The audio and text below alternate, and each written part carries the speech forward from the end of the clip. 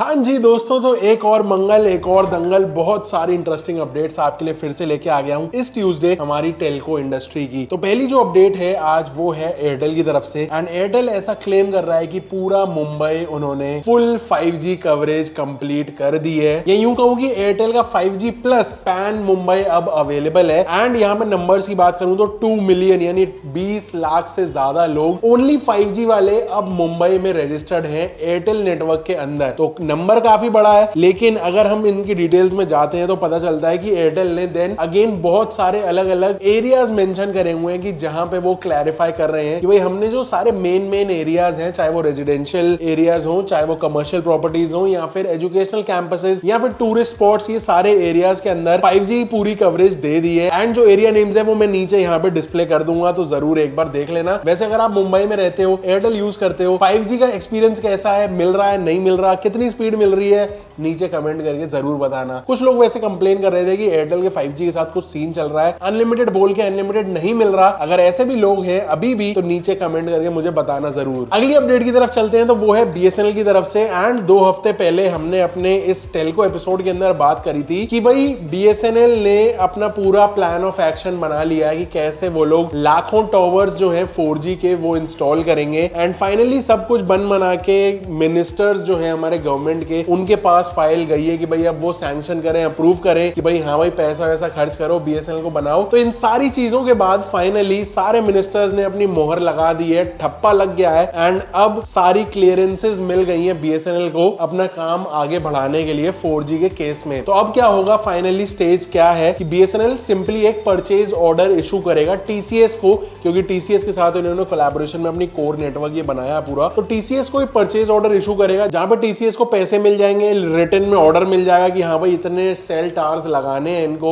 इतना नेटवर्क पूरा लगाना है। And then finally within the given timeline TCS उनको इंस्टॉल करेगा। तो अभी के लिए 1 लाख साइट्स ऐसी बताई गई हैं। एंड हमारे टेलीकॉम मिनिस्टर तो ऐसा बता रहे थे कि आने वाले 2 से 3 महीनों में जो स्पीड है रैंप अप इतनी हो जाएगी कि 400 से 600 टावर्स पर डे एक्टिव हो जाएंगे। एंड उस हिसाब से कितनी स्पीड से ये 4G इनका फैल जाएगा, तो वो काफी अच्छी चीज लगी। तो सब सेटल डाउन हो चुका है, BSNL 4G रियलिटी होने वाला है, बस चंद कुछ महीनों की और बात बची है। अगली अपडेट की तरफ चलते हैं, तो वो है हमारे प्यारे वोडाफोन की तरफ से। एंड वी की ना प्रॉब्लम खत्म होने का नाम नहीं ले रही भाई। तो यहाँ पे ना एक फर्म है MK नाम से, जो कि एक बेसिकली ब्रोकरेज फर्म है। उन्होंने रिसर्च करी एंड पता चला कि वोडाफोन आइडिया को बहुत तगड़े टैरिफ हाइक्स की जरूरत है अगर उसको फाइनेंशियल ईयर 25-26 तक सस्टेन करना है। तो बताया गया कि जिस हिसाब से कहानी चल रही है, फाइनेंशियल ईयर 26 में 85% का इनको टैरिफ हाइक करना पड़ेगा अगर इनको अपनी मार्केट बचा के चलनी है। ये तो छोड़ो, फाइनेंशियल ईयर 27 में 122% का टैरिफ हाइक करना पड़ेगा। 600 वाले प्लान का 1200 या 1300 रुपए वसूलना पड़ेगा, 1400 तक रुपए वसूलना पड़ेगा कस्टमर से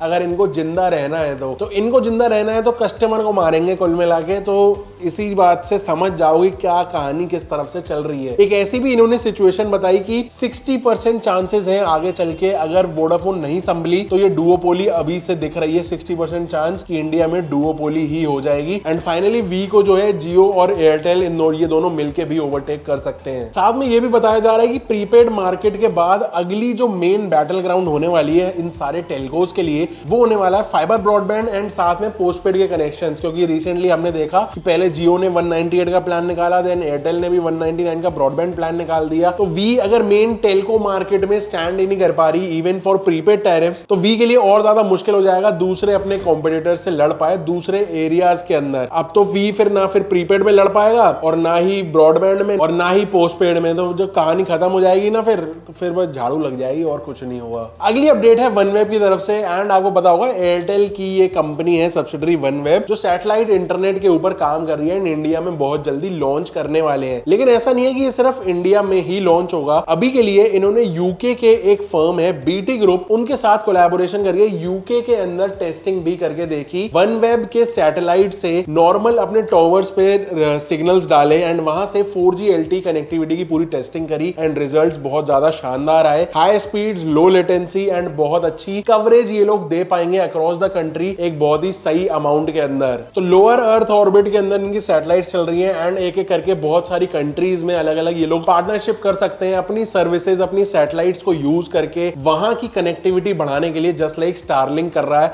लेकिन वो बहुत ही ज्यादा उल्टे सीधे पैसे हैं। देखने वाली बात यह है कि वनवेब किस प्राइस पे यहाँ पे लॉन्च करेगा, क्या उतने ही ज्यादा उल्टे सीधे पैसे चार्ज करता है या फिर एक बहुत ही इंडियन फ्रेंडली प्राइसिंग के ऊपर लॉन्च करेगा, ये देखने वाली बात होगी। लेकिन मजे की बात ये है कि रिजल्ट जो है ना वो काफी पॉजिटिव आए, काफी एनकरेजिंग आए, अच्छी कवरेज के साथ अच्छी स्पीड डिलीवर हुई अपने फील्ड ट्रायल्स के अंदर, ये बहुत ही सही चीज लगी। अगली अपडेट 5G के स्मार्टफोन मार्केट शेयर को लेके है एंड ये कहानी भाई बहुत ही ज्यादा इंटरेस्टिंग है। मतलब स्टैट्स अगर निकल के आए हैं ना ये कुछ माइंड बॉगलिंग लगे मुझे, तो मैंने इसलिए यहाँ पे ये ऐड करा। तो सीन ऐसा है कि Q1 जो निकल के गया ना 23 का, उसके अंदर बताया गया कि 5G का स्मार्टफोन मार्केट शेयर जो है वो 41% पे आ चुका है। 100 में से 41 फोन जो आज की डेट में बिक रहे हैं Q1 के अंदर बिके, वो 5G के फोन्स थे।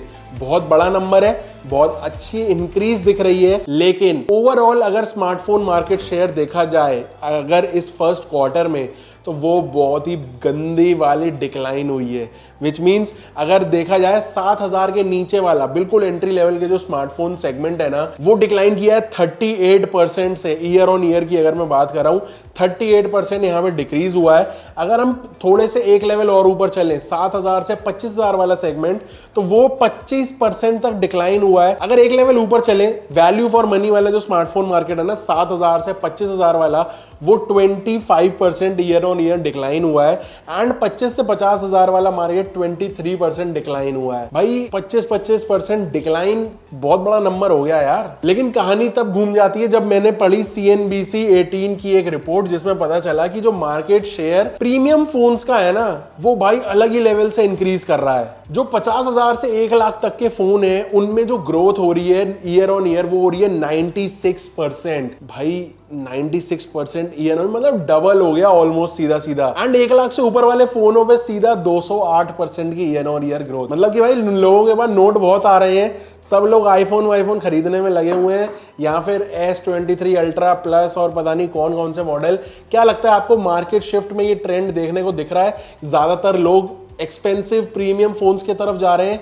आपको अगर ऐसा लगता हो तो नीचे मुझे बताना जरूर। अगली अपडेट अगेन एयरटेल की तरफ से है एंड एयरटेल ने ना यहाँ पे एक AI डेवलप किया है जो बेसिकली फिशिंग को प्रिवेंट कर रहा है HDFC बैंक के साथ में कोलैबोरेट करके। तो इन्होंने एक ऐसा सॉल्यूशन बनाया है, AI बेस्ड सॉफ्टवेयर बनाया है। HDFC बैंक के साथ इन्होंने कोलैबोरेट किया एंड रियल टाइम में जो SMSs जा रहे हैं ना लोगों को, उनको ये लोग फिल्टर कर रहे हैं AI से। एंड इन्होंने बहुत सारे मतलब 1.5 लाख से भी ज्यादा टेम्पलेट मैसेजेस को बैन किया, हेडर मैसेजेस को बैन किया, जो फ्रॉड ये लोग इस तरीके से दिखा सकते हैं कि भाई ये शायद HDFC से आया होगा। तो लोगों को ये ट्रस्ट बिल्ड करे कि भाई HDFC के जो भी मैसेजेस हैं वो फिल्टर होके आ रहे हैं। तो 1.5 लाख से भी ज्यादा ना मैसेजेस, टेम्पलेट्स एंड हेडर्स इन्होंने फिल्टर किए, बैन करे। बेसिकली काफी सारे जो स्पैमर्स थे या फिर जो फ्रॉडस्टर्स थे ना, वो HDFC के नाम को कुछ इस तरीके से यूज कर रहे थे अपने मैसेजेस या फिर सेंडर नेम में, कि लोगों को ऐसा लग सकता था कि यार ये शायद मैसेज HDFC से आया है, तो वो अननोइंगली अंदर लिंक को क्लिक करके अपना सारा पैसा गवा दे रहे थे। तो इस चक्कर में इन्होंने यहाँ पे बहुत सारी फिल्ट्रेशन करी, सारे स्पैमर्स को हटाया है, बहुत सारी फिल्ट्रेशन प्रोसेसेस लगाई हैं AI से यूज करके। अब ये HDFC बेसिकली पूरा फिल्टर सा कर रहे हैं। पूरा बताया जा रहा है कि जो नुकसान होता था ना इस तरीके से लोगों का टोटल, वो हर मंथ 1000 से 1500 करोड़ रुपए का नुकसान हो जाता था। कि भाई लोगों को लग रहा है HDFC ने मैसेज भेजा है, लेकिन एक्चुअल में मिलता जुलता नाम किसी फ्रॉडस्टर ने भेजा होता था। तो ये तो सिर्फ एक बैंक की बात हुई, ऐसे कितनी सारी ऑर्गेनाइजेशन है, कितनी सारी कंपनीज है जिनके हेडर मैसेजेस इस तरीके से यूज हो रहे होंगे। आई होप बहुत सारी कंपनीज इसमें जल्दी इन्वॉल्व होके इसमें स्पैम को इस तरीके से रिड्यूस करें एंड फाइनली लोगों का काफी हद तक पैसा बच सके। अगली अपडेट है ट्राई की तरफ से एंड बहुत सारे महीनों के बाद फाइनली ट्राई अब इस बात को रिसर्च कर रहा है कि OTT के ऊपर किस तरीके के रेगुलेटरी नॉर्म्स लगाए जाएं, क्योंकि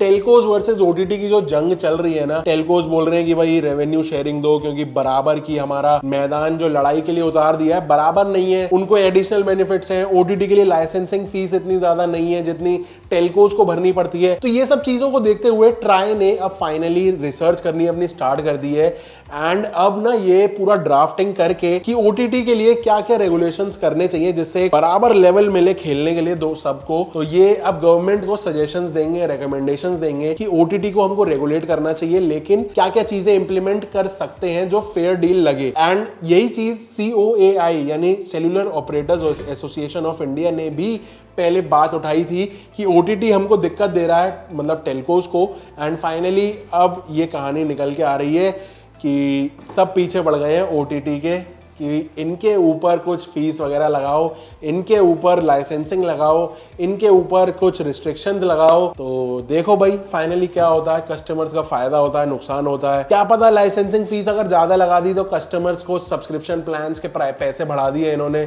मरेंगे फिर हम ही, पता नहीं भाई, देखो क्या होता है। अगर कुछ ओपिनियन हो तो बताना कि क्या हो सकता है। अगली अपडेट ना यहाँ पे काफी इंटरेस्टिंग निकल के आ रही है। स्मार्ट सिटीज को स्मार्टर बनाने के लिए या और ज्यादा ब्यूटीफुल बनाने के लिए बड़ौदा यानी वडोदरा से एक अपडेट निकल के आया कि स्ट्रीट लाइट पोल्स जो होते हैं ना, वहां से बहुत सारी तारें निकल रही होती हैं बहुत सारे शहरों में। कोई तार कहीं जा रही है, कोई केबल की तार हो सकती है, कोई इंटरनेट की तार हो सकती है। तो ये ब्यूटिफिकेशन खराब करता है। प्लस अगर कोई तेज आंधी वांधी चली तो तारें टूट गई तो जमीन पे लटक रही है, रोडों पे एक्सीडेंट्स वगैरह भी हो सकते हैं, कुछ भी हो सकता है। तो अब यहाँ की जो म्युनिसिपल कॉर्पोरेशन है वो कह रही है कि पहले जो हो गया लीनियंसी हमने दे दी थी, ठीक है, लेकिन अब अगर किसी को भी कोई भी कनेक्टिविटी के लिए तार ओवर रोड के ऊपर ओवरहेड डालनी है तो आपको रिटन में परमिशन लेनी पड़ेगी म्युनिसिपल कॉर्पोरेशन से, तो लेनी पड़ेगी।